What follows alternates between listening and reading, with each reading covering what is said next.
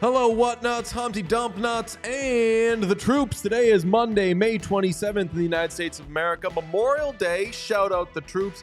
And this is What Chaos, presented by Prize Picks, daily fantasy sports made so easy. I'm DJ Bean, a.k.a. Megan Huggin. That's Pete Blackburn, a.k.a. Hillary Slight. And over there is Sean DePaz, a.k.a.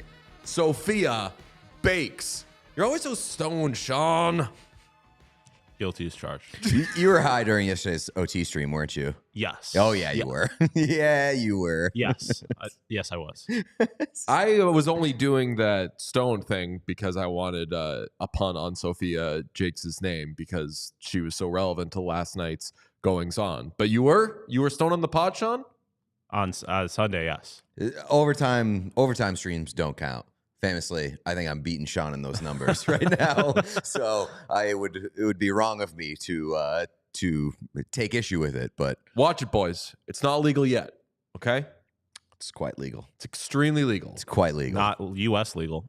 I want to start with the name of the show is What Chaos. It has to be the PWHL goings on. I was single screening it. I was watching Mavericks and Timberwolves. So only from checking Twitter could I see that fucking madness was going on in the PWHL. Game 4 between Boston and Minnesota. Game on the line, series on the line. And Sean, you were watching. Tell us about how Minnesota got La La Landed. Yeah, I mean, it was awesome. Like, I mean, it started with like, oh, what just happened?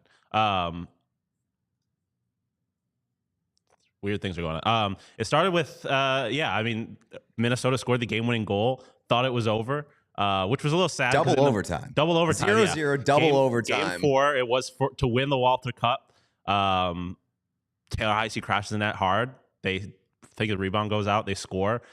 Pandemonium breaks loose. And then before you know it, just like we've had in a handful of a couple of overtimes recently, I feel like in the NHL, game not over yet. They go to review. Turns out Taylor Heise definitely ran straight into the goalie. I think it was a pretty blatant goaltender interference, and it got called off. So Minnesota is in Minnesota. They're celebrating winning the cup, winning the Walter Cup. You can see Taylor Heise crying, all excited, gets called off, and then of course Boston turns it around and scores the game winner and forces a game 5. 1 minute later. Like the next thing that happened. Yeah, it was almost immediately after. Was Alina Mueller scored to send it back to.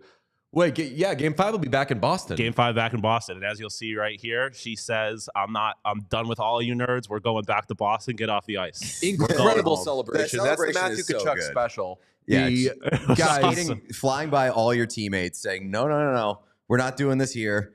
Get to the locker room, and then sprinting off the ice to the locker room is such good behavior. Last night I was watching Summer House, the reality TV show on Bravo, and got the text from Sean, checked my phone, paused Summer House, explained the situation to Ellen, was like, I gotta outline this for you because it's fucking crazy. And what a nightmare scenario for the PWHL that like you have to wait, because it's a nightmare. It is a nightmare scenario in any league to have to review and go over a cup championship clinching goal in any situation. Sean, in as a any Sabres league. fan, how do you feel about that statement? Unnecessary. Absolutely a nightmare scenario. They got the call 100% right. 100% right. It should have been reviewed. Absolutely got the call right. But man, if you're a team, there's no good outcome for a review on a championship clinching goal because number one, like you're kind of killing the buzz for a team if the goal does stand to go to review and then have to wait to celebrate it. And on the other side, you're like taking away a championship celebration if the goal is overturned. So that is just a horrible time for a goal review. I get that you don't want the gloves to have to be put back on. Correct. Literally, the gloves were removed, the helmets were flying. I get that, and I made the Oscars reference earlier. It was a little La La Land, Moonlight kind of thing, given that it was the uncertainty didn't last long. In a span of like legitimately 5 minutes, we went from this team has won and the series is over to this team has won. Yeah, unbelievable shit. So I understand the madness of it all, but I respect it, and I thank the PWHL because this has been the clearest cut goaltender interference that every fucking dummy watching has understood. Literally fucking flew into the goalie and took out their legs. Yeah, that's what I was going to say. I am going to push back on the idea that's bad for the PWHL. Because they're obviously they're young, so I think the attention is good for them. And I'll say like it only would have been a nightmare scenario if A, the goaltender interference wasn't clear cut, or B, it had like. If the series had ended, I agree that it would have been a nightmare scenario. Like, especially even if it had ended in favor of Minnesota, it would have just been bad having their celebration delayed. But like ultimately, it was a goal that shouldn't have counted. So like, who cares? And it was like quick and decisive. Yeah, I mean, today's an American holiday. Let's be real about America. Men are allowed to be incompetent. People will watch the NHL and say, "Oh, no one knows the call. Okay, whatever. I'm going to keep watching." If they're watching a new league and a final play is decided on something where you could ascribe any sort of incompetence, you'll say, well, this league doesn't know what it's doing. I'll fucking check back in 10 years. Correct. I don't think that it's bad for the PWHL. I'm just saying, in general, it is a nightmare scenario for a championship goal to go to review. It's honestly like probably pretty good for the PWHL because we are here talking at the top of a show about the PWHL and how fucking crazy it was last night in a day that was dominated by crazy hockey and like very, very important hockey. But this is a hockey show. And also the intrigue for Game 5 now is ramped up way more. Sold out in 10 minutes per a tweet I saw from somebody with like 100 followers. So I don't know if that's even true, but it's sold out in 10 minutes per a tweet I saw. I'll also say like it from like a pure hockey perspective, not great because it was pretty obvious as soon as that goal got called back, Boston was always winning that game. From the sake of like trying to keep a cup game like as like real, I get however you want to phrase it, like the whole time, because again, like I said, once that goal got overturned, the game was over. Like all the momentum got taken out of, and you hate to see something like that happen in a cup game, but it was the right call. I don't think there's any controversy to it. It was obvious. I just don't like the pandemonium and like the celebration like being interrupted. It reminds me too of when Patrick Kane scored against the Flyers and nobody fucking knew that the puck went in except for Patrick Kane. But that was kind of awesome. And I was going to say, like, I think that's awesome. Cool. It wasn't cool. Like that was the most awkward Stanley Cup celebration that I've seen probably in my life. Nobody knew what was going on. But it was such a unique moment. It was definitely a unique moment. It became iconic. And I again, like for this to happen in their first year, like, and because like also like if Boston wins, the story is amazing. If Minnesota wins, like them overcoming that is awesome. It sets up for like a pretty awesome Game 5. I don't know if this is a joke or not, but it could be a sincere question, so I'm going to answer it respectfully. Somebody asked, what is PWHL? What does it say? It's Professional Women's Hockey League. They're in their first season. They don't even have like logos and mascots yet because a bunch of trademarks aren't even through yet. So like this is ground floor shit. And the product's been awesome so far. We call Sean Mr. PWHL because he loves the league and he knows ball. So this is the final series that they're in right now. It's Minnesota against Boston. Boston won the first game and Minnesota has looked really good in the game since. So they're going to a decisive Game 5. Very exciting. It's going to be in Boston. And now you have multiple cities right now that are having runs. Dallas has the Stars and the Mavericks in their conference final. Boston has the Celtics are going to win the NBA championship, and Boston very well could win the PWHL title. You're looking at me like you're not sure about the Celtics. I could see a You don't like the Bostonness? I think Luka is about to sun what's his name? Jason Tatum. Yeah, right. They have Porzingis revenge series. The two If biggest he's fully healthy. The two Doesn't biggest matter. alphas remaining in the NBA playoffs, I think, are both on Dallas. And I'm not like bailing on Anthony Edwards. I think that Anthony Edwards is just like big and bright and explosive and exciting. But at the end of the day, give me Luka fucking inbounding a three or Kyrie just doing whatever the fuck he wants over other guys. But the Celtics are just so deep. They're going to have Tingus Pingus back. They're going to win that series. But anyway, Boston's got 2 teams. Minnesota's got 2 teams. Dallas has got 2 teams. But the thing about Minnesota is that they're in the playoffs, so they're going to lose. Doesn't matter how many teams they have left in the playoffs. I'll never forget or forgive Patrick Beverley for celebrating a play-in game like they had won the national championship. That was the funniest thing I've ever seen. They kind of needed that, though. No, I mean, I understand it, but also, like, as a play, like, the city can celebrate. You can't celebrate like that. Job's not done. The one thing that I will say about the PWHL and what happened last night is I feel bad that it happened in Minnesota. Because I feel like Minnesota needs to win Game 5. It would have been nice for Minnesota hockey is town. so miserable for a sports town. What's best for the league? Yeah, and I feel like Minnesota. Based on what I have seen, like it seems like they're one of the markets that has taken to the PWHL the strongest. For sure, but like if there's anything that really legitimizes a sports league, is Minnesota failing miserably in the playoffs. So damn, yeah, right. Respect. So this could be the best possible thing for the PWHL. It's like, oh, they are for real. This is a serious sports league. Minnesota chunked it. Yeah. Okay, so if anybody, by the way, I assumed that today was going to be a kind of light one because it's a holiday and hopefully everyone is enjoying the holiday in their time. But also, as Sean pointed out, a lot of people are probably able to watch the show live for the first time as they are not scheduled to work. So whether you are here for the first time or whatever, please smash subscribe. That would help us a lot. And if you are here for the first time, welcome. We love you. Let's have a lot of fun. And let's talk Eastern Conference Finals because for the first time in this conference final round, we saw a game that was lopsided. All these games have been so close, and we finally saw a lopsided game. Congratulations to the Panthers for smoking the Rangers, and congratulations to the Rangers for winning the game. It's unbelievable. Great setup. Yeah, that was a fucking wild game. Wild game from the first minute to the final minute, and a second straight game that required overtime.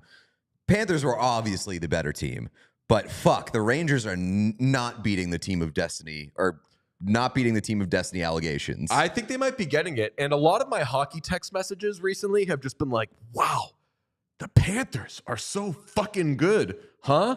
And they're down 2-1 in this series. That's crazy. I still should think they're going to win this series, but man, oh man, even with all the Rempe talk and all the nonsense that has surrounded the Rangers at points, how do you not give them a little team of destiny? The way that Shesterkin is playing, the way that Barclay Goodrow, who is a nice player, a tough player to not love, but like Barclay Goodrow is producing. What are we doing here? I mean, Barclay Goodrow is a playoff dog, always has been. So he's paid for now. That's exactly true. Yeah, like when the Rangers gave him that contract after the Tampa Bay Lightning runs, you were like, probably not going to be a great contract unless he performs in the playoffs. And he is the classic example of it doesn't fucking matter what you do in games 1 through 82 if you show up this time of year. And he's absolutely doing that. He's got 6 goals in 13 games in the playoffs after scoring 4 in 80 games, I believe, during the regular season. So Barclay Goodrow has always made his money in the postseason, continues to do so. A great game yesterday for him. Had a huge shorthanded goal after Jacob Trouba was a fucking idiot. I'm sure we'll talk about that in a few minutes. We're not a big hit chat podcast, sure about that? But Jacob Trouba absolutely deserves to be talked about after. It would have been, I would have given him 5. I don't even know if I would have given him. I know a lot of people wouldn't have. I would have given him 5 just on some Jacob Trouba cut the shit. I have less interest in debating that and more interest in just talking about how the fuck does he keep doing that? It was and why is he their captain? It was the most like flagrant foul looking penalty. But he does it every time. Yes. But no, it was just like so that's the thing about Jacob Trouba is that it's never subtle. It is always the most outrageous fucking penalty or elbow. More to like the 5 versus 2 thing. Like it wasn't even that. It was just like he was like it was a heat-seeking missile to the head. It was just like you can't be doing that. Like, it's just like the question is, what were you doing? Yes. I forget who did he try to hit in the Carolina series and missed and went face first on the boards. Oh fuck, I forget who it was, but I remember asking the question last round. Can you suspend a guy for missing a hit? And I don't think that he fully connected on the elbow to Rodriguez. I don't even care about debating where the primary point of contact was on that hit, but the intent makes me be like, you should suspend that guy because he's just so clearly leading with the elbow and trying to throw the elbow. Like he just always does that, and it bugs the hell out of me. It was Natchez in Carolina. It was Natchez. Okay. To put a bow on Barclay Goodrow, just want to say thank God as Bostonians that he is not a free agent because Don Sweeney would be reaching into his own pockets and like selling shares of whatever stock he had, doing all sorts of illegal shit. He'd be to get Barclay Goodrow. David Pastrnak's I was going to say David Pastrnak would be gone. Then got to make room for the Barclay Goodrow contract. So as I said, this was the first real lopsided game of the conference final on either side, and the better team ended up losing. Corsi for percentage, and this is in all situations. 71-29 Panthers. So that's just possession. 71% Panthers. Scoring chances, 70%, 30% Panthers. Expected goals percentage, 69-31 Panthers. Rangers win the game. This is why we watch hockey, though. It was unbelievable. And Igor Shesterkin, fucking unbelievable in that third period. Third period specifically. Let's go through some of the third period numbers. Panthers were, Sean, do you have the full screen? Panthers, 29-9 in shot attempts. 10-4 in shots, 14-3 in scoring chances, including 7-1 in high danger chances. And the expected goals rate was 1.23 to 0.32. Is that 5-on-5 or all situations? That is at 5-on-5 in the third period, which just an absolute shit kicking by the Florida Panthers in the third period.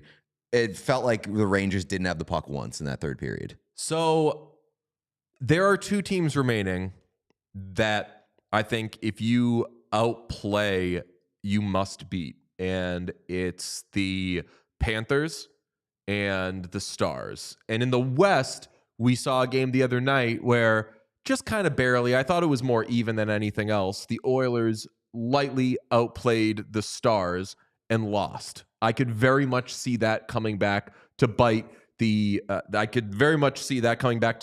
Oilers.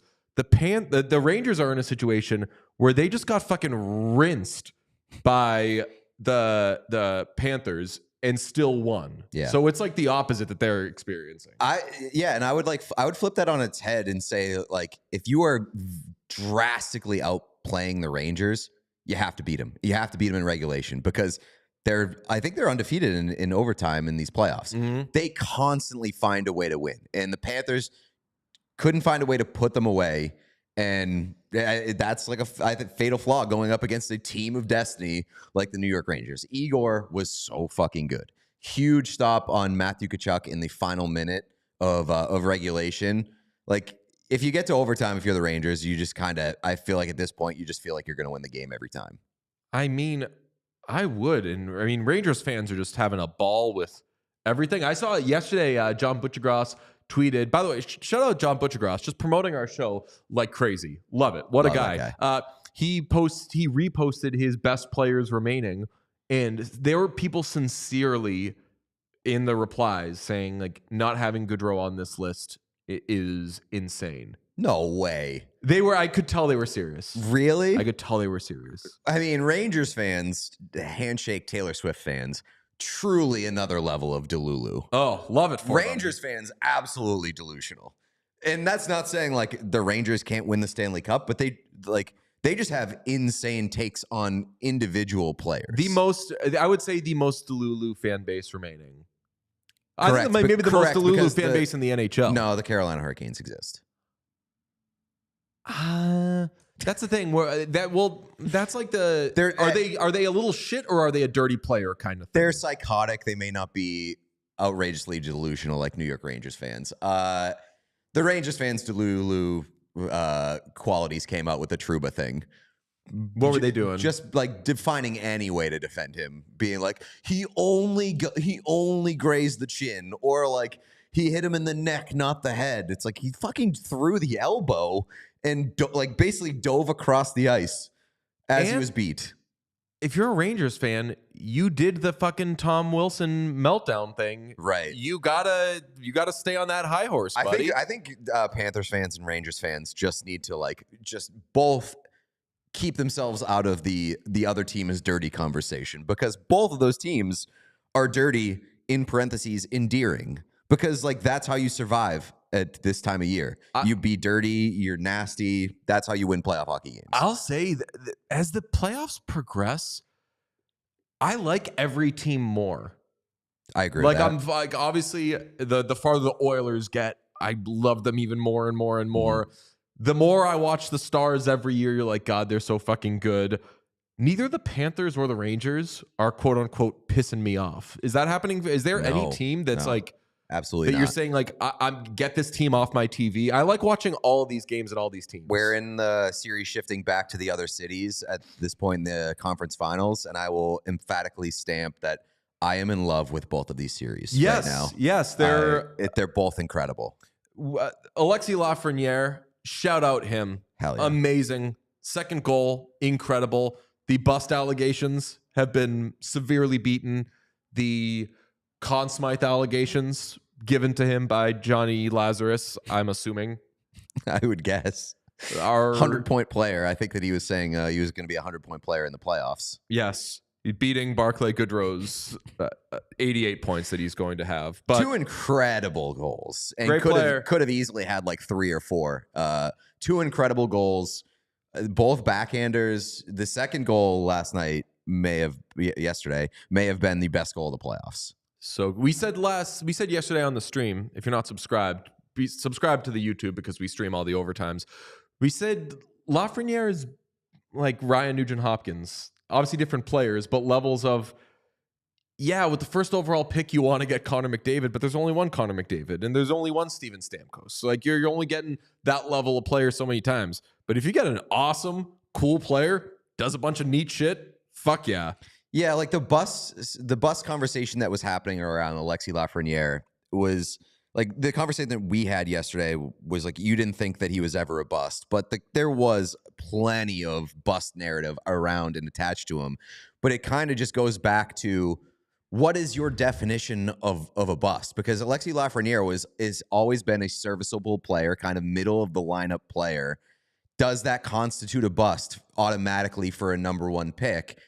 And I don't necessarily think so. Like if you get a very serviceable player that plays for like 10 to 15 years, sure. Like that's not a bust. That's a very good asset to have. Mm-hmm. But you obviously want a higher ceiling for a number 1 pick. And I think we're starting to see Lafreniere get closer to that ceiling. Like he's showing high-end talent, and his production next year should take a leap. And I think that people are ready to kind of shift that narrative.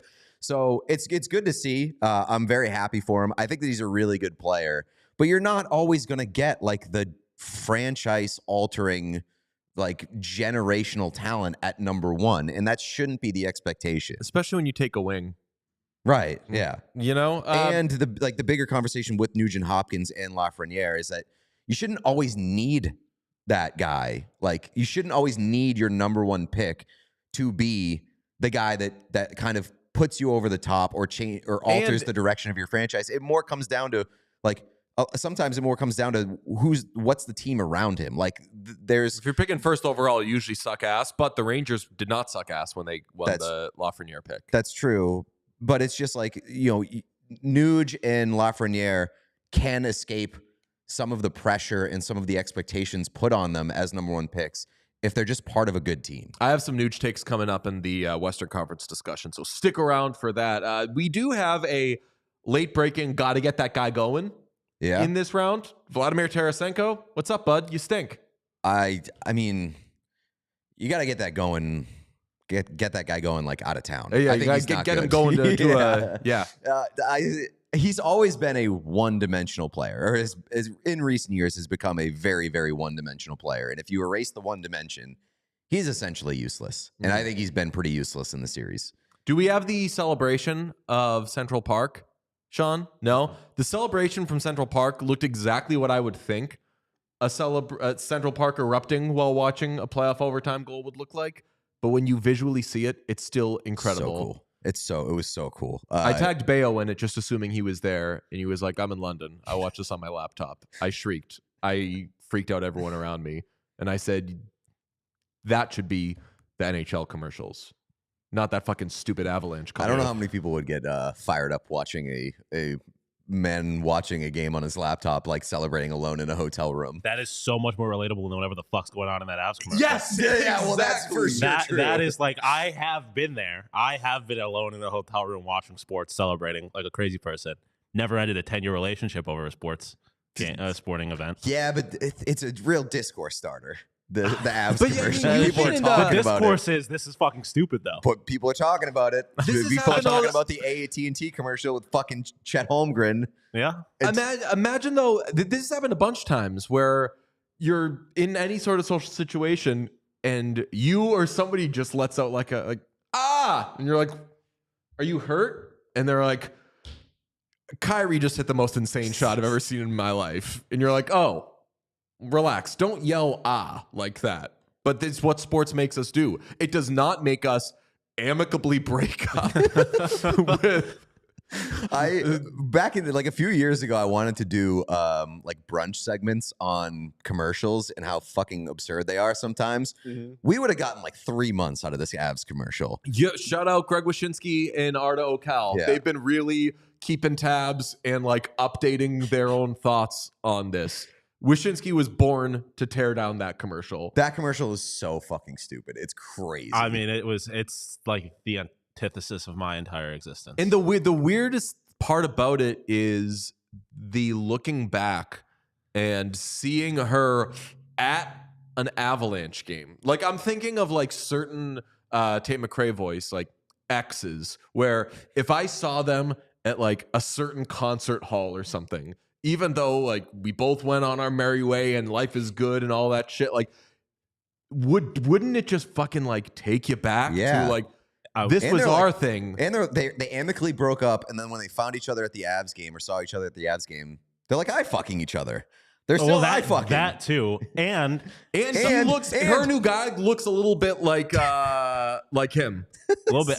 Something that no one pointed out to me either is, like they were dating still when they won the cup.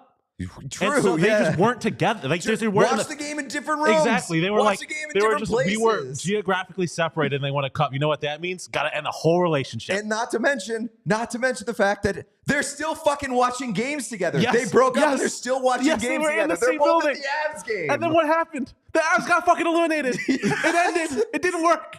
Oh, Get back together. So do they have that to was get my back? tweet. By far the most viral I've ever had a tweet go, which is like 500 likes. Was me tweeting like, finally these weirdos can get back together. Oh, wow. My only tweet on it was, I wish I could have officiated their breakup because I hate them both so much. We're getting some comments, rightfully so. I love your outfit today, Pete. Oh, thank you. You have a very Andy's candy kind of thing going I don't on, know what except the fuck with that is. You know what Andy's candies are? No. No The idea. mints. Get them at the end of Olive Garden. Yeah. They're these like The little. little chocolate with like the mint things. You never been to an Olive Garden? Nope. They're little like slates. That's a you- good Italian. You actually That's haven't, a, right? That's a good Italian. I haven't. I'm a real Italian. That's a good Italian. I feel No, like this is like the good stuff. I feel like They got chicken parm. Italians don't go to Olive Garden. I It's, got a problem. I got a That's problem with that. gatekeeping. Is he No, gatekeeping it's- parm? it's- I don't know. You're just presenting yourself from having fun. It's just like I'm not opposed to going to Olive Garden, but like my mom has passed, but I think if my mom was alive, she would kill me if I went to Olive Garden. I but understand that, but you just can't go to Olive Garden for Italian food. You go to Olive Garden for Olive Garden. It's like going to you don't go to Domino's. Red Lobster for I've lobster. never been to Red Lobster. You go to Red either. Lobster for endless shrimp, which funny enough bankrupted that entire company.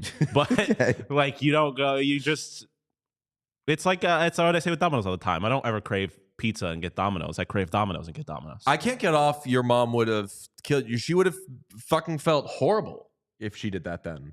If she killed me? Yeah. Yeah, she would have definitely felt horrible, but as a true Italian, But I it think still she would would have had- she She would didn't have a fulfill their choice. service. Yeah. It still would have gone down. Yes. No, I don't know. my I just grandpa- watched like- I just watched Shogun. I finished Shogun, and there's a lot of like friends killing friends in that show For because honor. they just They have have to to. like It's- fulfill their duty. And Yeah. I think she would have been like, "Oh Jesus, fucking." She probably would have been like, "Did DJ take him?" I didn't go to an Bad influence. She would have. Yeah, she would have. She was like, "This must have been like a who DJ corrupted thing." my boy. Yeah. I didn't go would to have an been Olive the- Garden until my Italian grandpa passed when I was younger. I don't think. Like I don't have any memories of going to Olive Garden before the Italian part of my family was still while they were still around. I think I want to have my celebration of life at At Olive Olive Garden. Open bar, all the drugs, just What? fucking anything Doing you want. drugs at Olive Garden. Yeah, strippers. I was But not a red- out drugs the or Olive Garden. strippers or eventually even like open bar guy. But How did we end up on Olive Garden? cut loose, everybody. How did we get here? What did bring us to Olive Look Garden? at my outfit. What? Oh, Andy's Candies. Yeah. Yes. So you've really never had Andy's Candies? No, I don't think so. I've buddy, never they're had nice. them either, but They I look don't like like chocolate. they honestly look like computer chips. What? They've got like they've got they're perfect. They're so like aesthetically pleasing. yeah. Are they like the? They're little squares of chocolate with like a layer of mint on the bottom of them. I have no idea what that is. Oh, they're really Crazy. good. Yeah, you've never had a Somebody Olive asked Garden in the breadstick, chat yeah. about Don Waddell going to Columbus. Mhm. I think I speak for the We're all entire crazy about podcast. it. We fucking love it. Yeah, we are very, very excited. Just for the purpose of Columbus having somebody adult in charge. Having a And direction. not that Yarmo was not adult, but like Columbus needs something different. And I think we all respect Don Waddell a lot. You think he's gonna trade some of those Americans? I don't know. Think he's gonna be like too many Look at Michigan guys here. it's looking like a Butcher Gross team right now. What say we make this team a little less Kaolichaki? Also got a shout out. Butcher Gross sent a care package. Oh yeah. With a bunch of shit that says Kaolichaki on it, and I'm in. Ah. I'm wearing them. Oh, had a confusing interaction with him, and I meant to tell you this off the podcast, but I'll just tell you it on the podcast.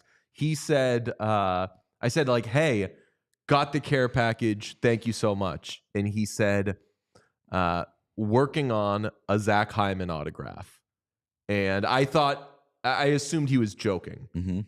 So I was like, haha, did you see, because he knows I love Zach Hyman. I was like, did you see what Pete got me? He gave me a framed Zach Hyman goal chart. And then Butcher Gross responded, he's a good friend.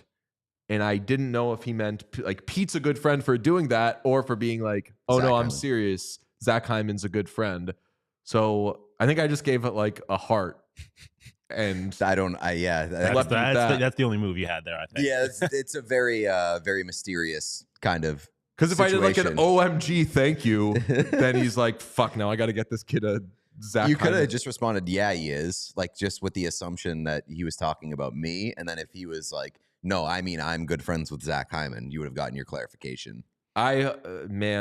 I'm good friends with Zach I did Hyman. I had a lengthy conversation with Butcher Gross over the weekend, and it was very nice. We just like talked about life. Oh, It was great, amazing. yeah. Yeah, I'll tell you what. Stonks up for John Butchergross. Amazing stuff.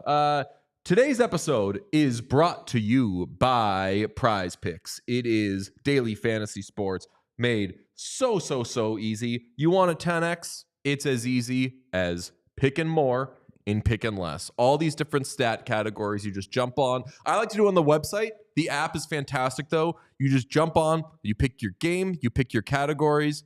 More than, say, 4.5 hits for a player. More time on ice. Less. I'll be honest, Pete and I just always go more. Yeah. What was like, can you remember any time we've hit less? Yeah, with Stuart Skinner saves. I don't even think so. We did Yeah, that. That's a joke. We but should have. no, Stuart Skinner saves I don't touch because he might end up allowing 5 goals. Last round, remember we bet more on Stuart Skinner saves, and I was like, we should have bet less because even if he had a good game, the Vancouver Canucks were going to put like 15 shots on net. Right. I have not been doing shots I've not been doing saves for goalies. I've been doing goals against for goalies. Okay. Because so often, especially like in the case of the Oilers, they'll be like, all right, these guys are getting 3 shots on goal tonight.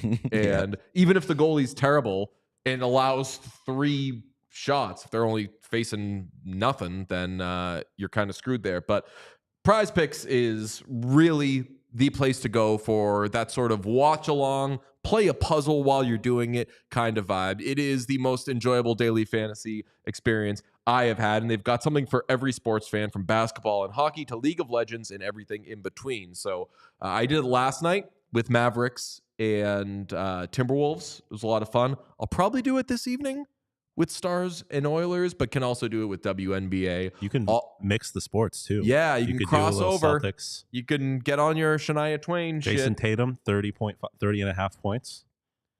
More or less. Closeout.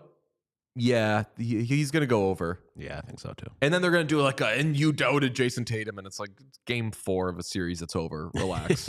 Go to prizepicks.com/whatchaos and use code whatchaos for your first deposit match up to $100. That's prizepicks.com/whatchaos and use code whatchaos. Pick more, pick less. It's that easy. Today's episode also brought to you by one of my favorite companies, PXG. The weather's getting nicer.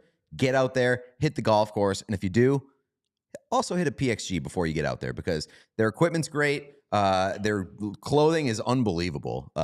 Sean, you'd be a massive PXG clothing guy. Oh, I believe that. Because they have some funky ass shit. And when I hit the PXG store in Framingham, Massachusetts, they gave me like the grand tour and kind of explained the meaning behind a lot of their like initiatives as a company. And it's fitting today because the founder of PXG is a military guy, and he like sneaks a lot of his military experience and stuff into the clothing, and it's all very, very cool. Phrasing there was a little when you're saying the military guy, he sneaks. I was like guns. Yeah, no weaponry in the store. Correct. Get golf clubs and guns. No, they don't have guns. $75 polos when you buy 3 on the PXG website right now. Woo-wee.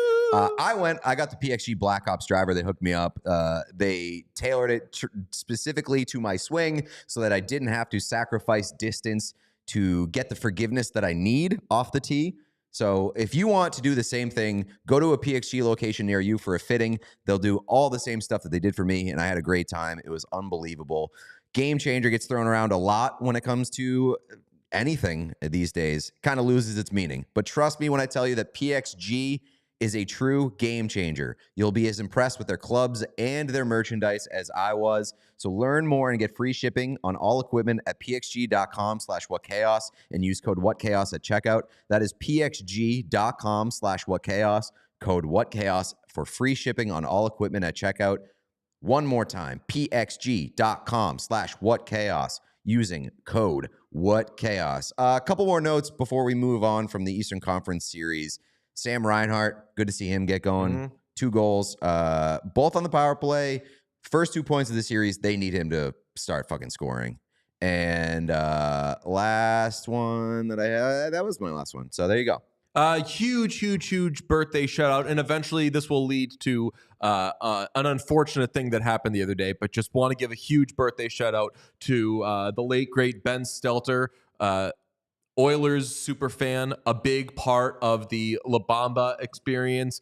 The most adorable kid you ever see in your life, had brain cancer, died, very, very sad. But his claim to fame was play La Bamba, baby, after Oilers wins. Amazing. So happy birthday to him. I actually didn't know until I just saw from Oilers Nation that it's his birthday. He would have been 8 years old.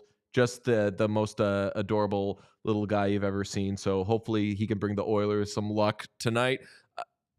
Unfortunate situation with the Dallas DJ thing. Did you see all that? No. The Stars won the other night, and the Dallas DJ played La Bamba to mock the Oilers. And fuck. And he didn't know. Yeah. And that's a tough situation because it's sort of like the I forget what team did it. I think it was the Carolina Hurricanes. They posted the child's drawing of the Florida Panthers logo. Yeah. And was like the Panthers tonight, and used it to mock the Panthers because it was like a poorly drawn logo. I think it was done by like a child with cancer. And like Just leave kids alone, probably. I feel like that's probably the safest. So they don't know. No, what I'm saying. That's why I feel like be safe. Just leave kids alone. The La Bamba thing's a little bit more difficult because, like, if you don't know the origin of that, you're just playing the song that is closely associated with the Oilers. Yeah. So I just want to. I just saw that the DJ was getting a lot of shit, and I want to at least put out there that he said, "I'm sorry, Oilers fans. If I knew what I know now about the significance of La Bamba to your franchise and fan base, I certainly would not have played it. I thought it was just a happy, fun win song. Thank you to all the Oilers fans who have been so understanding. That's good. Much love." I'm sure a lot of Oilers fans were pissed and upset. And take your foot off the gas now. Yeah, like no decent person could have meant it in that way. So I'm glad that he was able to clarify that. I also did not know that La Bamba, that's what La Bamba came from. Yeah. Well, it just makes it a lot cooler though. Happy birthday to Ben. And yeah, just a fucked up moment for like a minute, but I don't think he meant it. And also, he's been trolling every team with opposing goal songs. We actually talked about that recently. I was going to say, is it like good behavior to do that? Yeah, it absolutely is. Like I guess this is the bed you make it. Like you don't really, I guess know where the songs come from now. Like, yeah, well, it's a learning lesson, but no matter what it is. It also started with, by the way, a team employee who was like an Oilers super fan who died, and I want to say 2020 named Joey. So it's all been like a thing about like fans and just people who have loved the Oilers. I think that's just like the thing about being in the troll game is that at some point you're gonna troll you're gonna make a mistake, and it's just part of the thing. I like you said, I guarantee there is no ill intent toward that, and I'm glad there was a great apology. Yeah, I hope that we can all just move on. Okay, well, let's get to the Western Conference Final with a slate grade at 8:30 p.m. U.S. tonight. The Stars will visit the Oilers for Game 3 of the Western Conference Final. That series is tied 1-1. Structure, as it is the only game, I would have. You know what? I'll take it at 8:30. I like 8:30. So Oilers. It's a little bit further west. Far west. I actually 6:30, I believe, local time start. There's, I think it's Game 6 would be Sunday.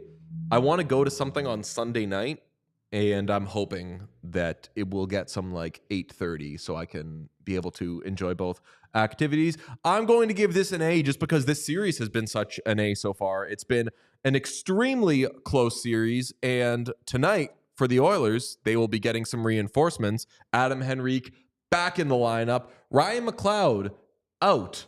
Little controversy there because you're touching a great penalty kill, but Adam Henrique can kill penalties. Do you care where Adam Henrique should go, or should I just give my thoughts on where he plays? I don't really care. The only thing I'll say about McLeod is I saw some people were a little surprised, not only because of the penalty kill, but also because he's a faster skater, and you want to keep up with Dallas, I guess. And so Dallas wants to keep up with you. Yeah. You're the Oilers. Yeah, I guess but like that's a strength of the Oilers too, is the speed. So I don't know. That was the two concerns that I saw with taking McLeod out of the lineup. But I do think that he could use a reset. And Chris Knobloch did say this is just a reset opportunity. He will be back in the lineup at some point soon. Yeah, and that's what happens in the playoffs. Like whenever you have to take somebody, like within a day, someone's going to get hurt or suspended. So like there's going to be reason for someone to come back in the lineup at some point. Even though have there been any suspensions this postseason? No. Yeah. Susie. Oh yes. Right. It was bad behavior. Yeah. Couldn't do it. Truba, by the way, got a $5,000 fine. So sounds about right. That was like just announced during Sean, the show. do you have the Oilers lines from the last game? If you could just throw up so it can help illustrate what I would do. So if you're watching on YouTube, the top 6 we'll say is Nuge, McDavid, Hyman, Holloway, Draisaitl, Kane, and then Fogle, McLeod, Derek Ryan. McLeod's coming out. I am putting Adam Henrique first line left wing and going Henrique, McDavid, Hyman, and then your top 3 centers are Connor McDavid, Leon Draisaitl, the Nuge. That is depth for days, baby. Yeah, but I get it, but you're you're sacrificing on the wing. I don't know if I want Adam Henrique playing on Connor McDavid's wing. I don't know if I want Adam Henrique as your top line winger. I think that it's a way to ease him in, though. It's less responsibility. All you got to do is finish off cool shit that Connor McDavid does, and you're not taking as many draws. Depending on what the injury situation is, I think it's probably lighter lifting to play left wing on the first line than it is to play center on the third line. I don't necessarily agree with that because you're going to get Connor McDavid's matchups. Yeah, true. Like it's going to be more minutes. It's not lighter it's more minutes. It's not lighter lifting because you're getting the tougher defensive matchups. Like I wouldn't. I get what you're saying. Like you're prioritizing strength down the middle. And obviously, the Nuge centering his own line allows you to do some things and free up a guy like McDavid to roam a little bit more free, especially when you're at home and you get your preferred matchups. I don't know if I'd do that. Sean, where are you going? I am inclined to agree with Pete, just based on like the minutes thing mostly. Just the guy hasn't played in a while. Having him take like first line minutes seems like a lot, and I also like. Why you traded for Henrique is to have to be able to have this conversation at all. But they also did trade for Henrique, and the reason that we liked the Henrique trade was the flexibility that he can play on the wing. Exactly, or that's what I'm saying. Like you traded for Henrique to be able to have this conversation. I wouldn't necessarily hate what you're suggesting for Game 4, where he has shaken off whatever rust might be there, and maybe you can make the changes after you see what happens tonight. I don't think that I would move Nuge off. Or I would be more reserved to put Henrique on McDavid's wing. Yeah. I like either thing, though, because when they first got Adam Henrique, we were like, oh, perfect. Because he can play left wing. Nuge can play left wing. You got a bunch of guys. I mean, Draisaitl can play left wing. You now have like 3 top 6 left wings / centers that you can move around. And on that subject, I just want to quickly say, I know it's stupid, people on Twitter or in our comments on Instagram or whatever. The Oilers have 2 players thing is finally driving me crazy. They have 2 MVPs. Mm-hmm. They have 2 players who are so much better than every other player in the fucking series. That's like, don't punish them for having by far the 2 best players in the series. Zach Hyman is awesome. Ryan Nugent-Hopkins is awesome. Evan Bouchard is awesome. I thought you were saying that those were the 2 players. Cody, oh yeah, that was a bit. Yeah. They have the 2 best players in the series. Yeah, they have the 2 best players in the series. Ryan Nugent-Hopkins and Stu Skinner are really good, but you have to consider they also have Leon Draisaitl and Connor McDavid. No, not what I meant.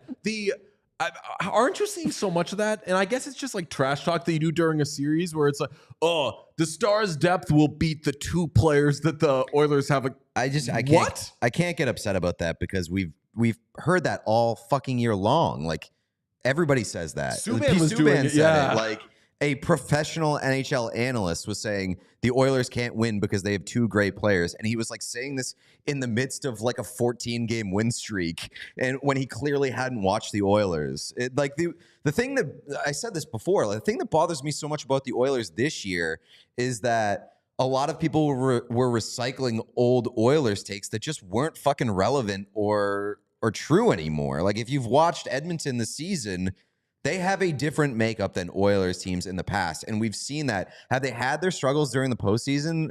Sure. Where like last series, it started to look like those old problems were coming true against Vancouver. But we've also seen them win games that previously they wouldn't have won as the Oilers. And that's the reason that they're here in the Western Conference Final. And I know they haven't had the toughest path as compared to Dallas or whatever, but we've seen the Oilers win games in different fashions and kind of grind out these ugly wins that they wouldn't have gotten in previous playoff runs. So I get what you're saying. I'm never going to be mad because I'm always going to expect the Oilers or McDavid and Draisaitl and nobody else. Like I've just kind of gotten used to that always being a lazy narrative around this team. It's not true anymore. We still don't have anything on Roope Hintz, huh? Elliot Friedman just tweeted that he is a game time decision again. Oh, okay. I think he's very close. He's got to be somebody who knows nothing. Yeah, I feel like they're back into the they still have the series lead, or They have the series lead in that they're 1-1. Yeah. Given how the series So is it's gone, like, them being 1-1, the Stars should be like, oh yeah. if they were down 0-2, I feel like you're having a different conversation about. Yeah, that's what Elliot said last week, is that the Hintz situation might depend on how the series goes, where he probably could play, but if they don't need to rush him back, they're not going to. Series so far, in all situations, scoring chances 66-66. Corsi 4, which is shot attempts percentage, 54-46 Oilers. High danger chances, 28-23 Oilers. Expected goals for 50-48% Oilers. And that includes Stars empty net goals. So maybe it's a little more skewed in favor of the Oilers. I don't say that to be like, see, the Oilers are outplaying the Stars. But 1-1, did we think that A, we would be 1-1 through 2 games? And did we think that the Oilers would be by a little bit the better team through 2 games? Because I go back and forth on the silver lining of losing game 2 is that you were hanging in there with them and even outplay. I mean, they smoked them in the first period. The touch of gray there is you outplay the Stars. Got to win that game, baby. Yeah, I mean, I think my bigger takeaway from the series so far through 2 games is that, like, I don't think we've gleaned much. I don't think we've learned all that much. You're not gleaning? I'm not gleaning. I'm gleaning a little bit. I'm not gleaning. What are you gleaning? The depth has been big for the Oilers. The Stars depth guys have been. You can't call Sagan a depth guy anymore. He began the series as a third line center, and now he's their top line center, and he's like their best player. But Jamie Benn even scoring a big goal. Yeah, well, Connor Brown of all people. Yeah, fair. Depth. This is a depth series, even though you're still getting your Draisaitl, your McDavid, your Hyman goals. But the depth for the Oilers is showing up. The depth for both teams is good. Like, the depth for the Oilers showed up last series. That was maybe I'm wrong there. No, kind of. It showed up, even though he was like a second line player, like Dylan Holloway. Yeah, like Dylan Holloway is like officially a guy, and he was not. They would not let him be one. I was going to say he was not allowed to. He was not alive like 6 months ago, 2 months ago. Yeah, I mean, depth on both teams is good, and if it disappears, then that's like a disappointment from either side. Like, I think that you're expecting depth to be a thing in these series. Would I say that Dallas's depth is better? Of course, but you're kind of messing with that by having to swap around your lineup. Hintz has hurt that. But, I mean, like you said, Tyler Seguin has stepped up big time. The one thing that I've gleaned that I would say in this series so far is that Stuart Skinner has been totally fine, with the exception of the Ben goal. Goalies through 2 games. Jake Ottinger, 940 save percentage. Stu Skinner, 930 save percentage. So far, so good. You can only go off the information that we have. Pete and Sean were pushing before the series started that the goalies were going to be closer, and were closer in talent level than people were sharing. And so far, you guys have been proven right. We might find out by the end of tonight that Stu Skinner is a puddle again. Who knows? But so far, you two have been right. And if the goalie play is close, it favors the Oilers. I feel like Ottinger being much better than Skinner is baked into the projection of this series. Yeah, I also think that we are going to be due for an Oilers asshole game at some point. And you may have gotten it. I'm going to predict that it's tonight. I think that we're waiting for a bit of a one-sided game in this series, and I think that it might be tonight. You may have already seen it, though, at the end of game 2. What, pulling the goalie? I was watching it in a bar with that's an no isolated audio. asshole incident. I'm talking about an asshole game. I still haven't gotten an explanation as to what the fuck happened. There was no audio, so I couldn't hear what they were saying. The goalie pull? Yeah. Yes. No, I don't think there is an explanation. They pulled the goalie when Dallas had the puck and the Oilers were in the middle of a line change. It was the quickest. They were saying that on the broadcast too. They were like, looking on the bench to see if they were calling for it, and I don't think that anybody called for the goalie to come out. Oh, whoa, what? Like, I mean, so I was watching that. I was like, 0% Stu's fault. People need to be fucking trumping him, saying, off, turn around.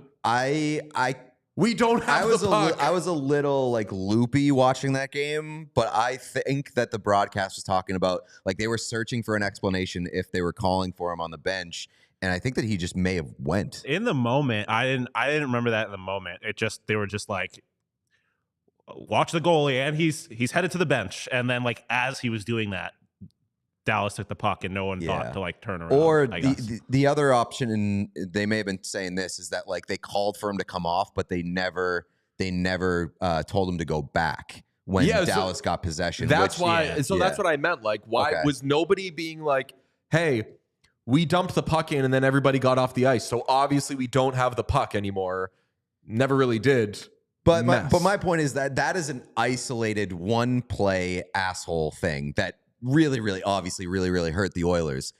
You know as well as anybody, the Oilers have 60-minute asshole. They got a 60-minute effort in them. Yeah. So that, by the way, so that made the game 3-1. It was garbage time. Eventually, there was one more penalty. The Oilers have drawn one penalty outside of that garbage time one at the end of the game. They've drawn one penalty this series because in game 1, their only power play came off a Stars bench minor for too many men on the ice. They've been the faster team. They've had the puck more. They've only drawn one penalty. We got happens every series, the formal complaint, which is the coach complains in the press about why aren't we getting any calls. Chris Knobloch, love ya, most boring fucking guy in the world. Doesn't do it when it doesn't put any fucking zip on it, but he at least politely points out we'd like to be on the power play more.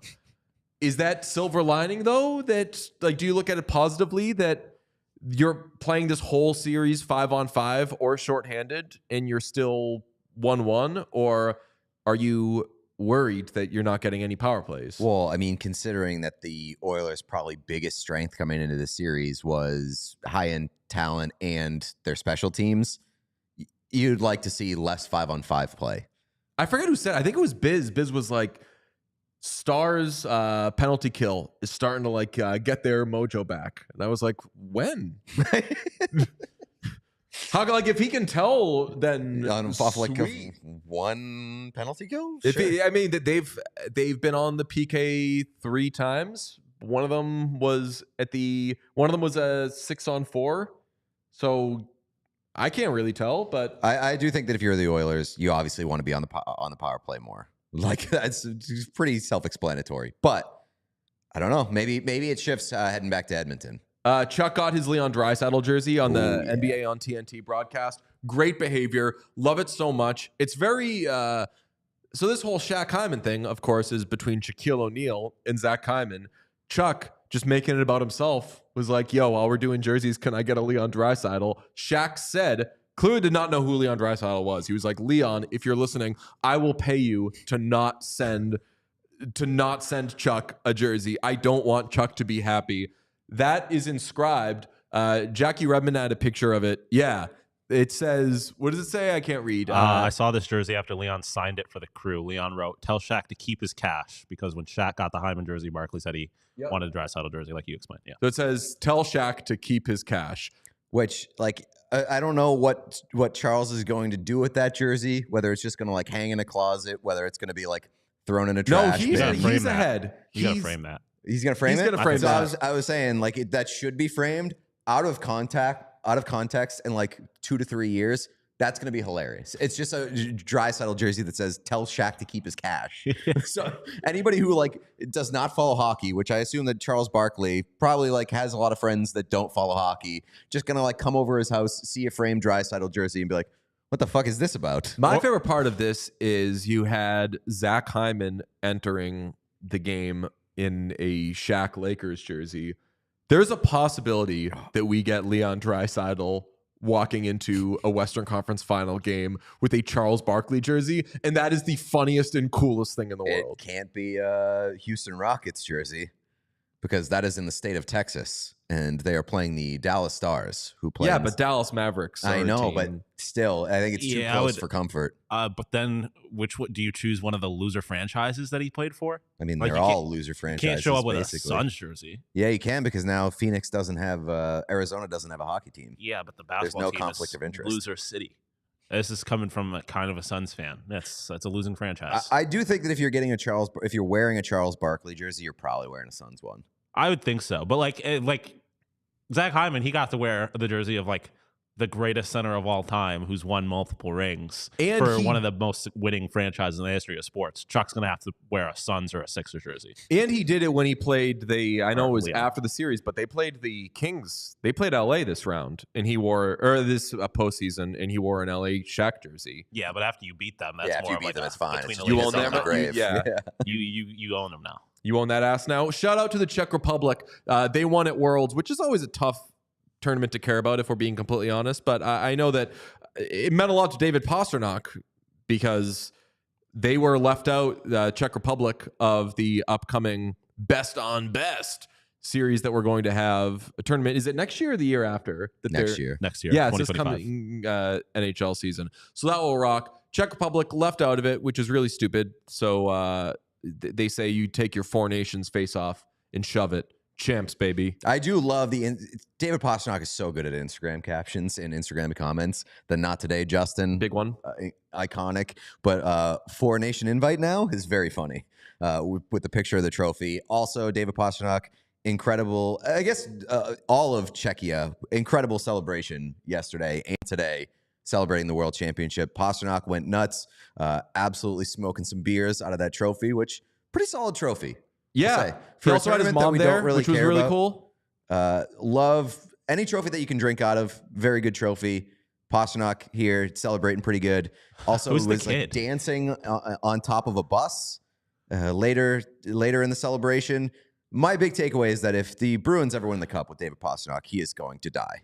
He's gonna enter OV territory. He is going to be like the Brad Marchand of. So I don't know because he's getting a little long in the tooth. He is, but like So he was hasn't Ovi. won. Like that's Ovi, no, there is only one Ovi, and I love David Pastrnak. I don't know. I think we're entering Eastern European. Pastrnak loves to party. Yeah, like it's Eastern Europeans, man. Give them a reason to celebrate, and They they're got going to another do gear. it harder than anybody else. Yeah. And it's like that gene doesn't necessarily go away. Like you can suppress it and you can It's like Luca. overcome it for a long time in your adulthood, but like when you get the opportunity to revisit that gene and It's activate it, it is going to come very strongly to the surface. It's like it happened with Jokic is what I meant to Ovechkin. say. I think it would happen with Pastrnak. But again, with Ovechkin, it never turned off at all. Ovechkin, I think, yeah, is it did. singularly a different breed. What do you mean? It I never don't think turned off? I don't think that Ovechkin. Ovechkin is on some. What's my guy's name?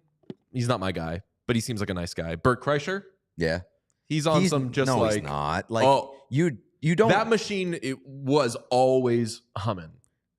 for like in his younger days, sure, but so it was for Pastrnak too. Like Ovechkin, Not to the degree of Ovechkin doesn't. I've never seen Ovechkin party like footage or what stories since the Stanley Cup, basically. I'm just saying, Ovechkin went a lot harder than Pastrnak ever did. Like a lot harder. I don't know anything about Ovi outside, like as a partier / drinker outside of his Stanley Cup celebration. When did Alexander Ovechkin ever injure himself partying during an NHL season? True, but that was an injury that anybody can get while drinking. It didn't mean that he was partying harder than anybody else. Like I'm telling you, like Ovechkin Pastrnak had more of that dog in him than Pastrnak got COVID did. because he couldn't stop partying during COVID. So was going to like illegal. Only way to illegal find out establishments. is if David Pastrnak wins a Stanley Cup. Ooh, Leon would party. That's true. Like if the Oilers win the cup, Leon is going to be the fucking superstar of the Oilers celebration. Leon's going 1,000%. amazing. I think. Well, never mind. What? No, I was getting nothing. No, I know where your brain is working. Don't. I'm not. It's, the celebrations from Czech Republic though were incredible after Worlds, and let's do the train one first.